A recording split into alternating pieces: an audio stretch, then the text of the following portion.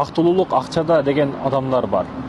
Эгер чындап биз ойлогондой акчада бактылуулук болгондо байлардын бардыгы бактылуу болуш керек эле. Байларды карасаңыз дайым дүпүйгөн, серьезный, мындай каштары кагарып кеткен, өздөрү карарып кеткен, кыйналып кеткен, тириш түшүп кеткен, өзгөчө 4-5 миң алгандарды карасаңыз жашоодон капа, кайгылуу көрүнөт да. 5 жараша проблемасы бар да себеп алардын. Айтайын дегеним, байлардын бардыгы бактылуу болуш керек эле, себеп акчанын бардыгы ошолордо. Эгер акчада бакыт боло турган болсо, бирок мындай эмес. Биздин ыйманыбызда жана өлчөлөрүбүздө чыныгы бакыт. Өлчөнү туура коюшуңуз керек. Биздин өлчөбүз эмне? Сөзсүз 2 этаж үй болуш керек, 5 машина болуш керек.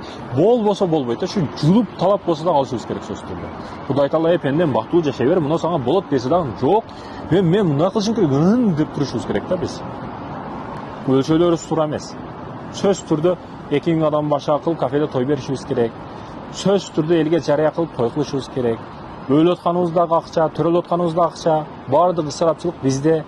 Анан кайда бактылуу болосуң? Өлчөлөрүң туура эмес сен. Өлчөлөрүбүздү туура коюшубуз керек. Урматтуу мекендештерим, ыйманыбызга бекем болушубуз керек.